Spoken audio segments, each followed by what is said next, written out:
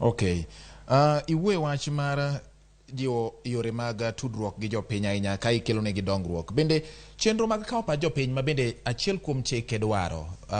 Dho ngere dendo ni public participation. Bende achiel kuom gino mane Nyuando e kinde mag chopo e okenge ma kamato. Kata kopo ni idhi nyime timo. Ere kaka ineno ni oganda ikawo pachgi kendo itiyo gi pachgi kaluwore gi dwaro magi pedho ni kaka jatelo margi.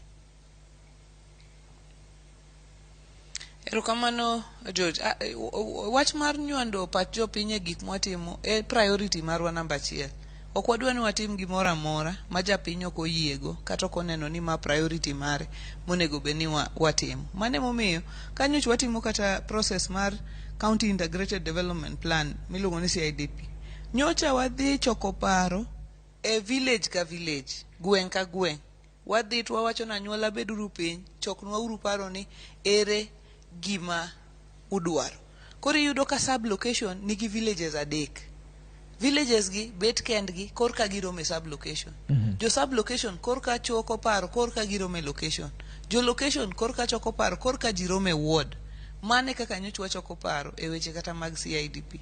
E wach mar municipalities gi kanitimo delineation mapod ni wacho ni to Kindu Bay municipality ni oa kanye nyaka kanye, mano public participation no bedie. Kanyo jo assembly ochako duogo ng'iyo delineation report nyaka gitim public participation.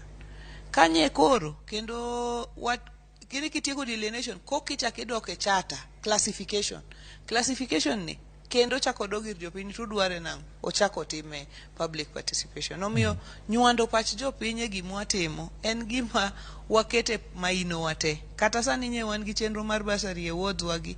Iyudo ni basari jopiny bede villages.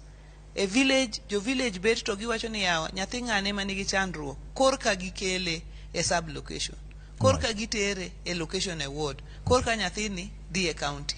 Ok onge gima watimo kopogore gi paro mwakao at the village level. Okay. Gavana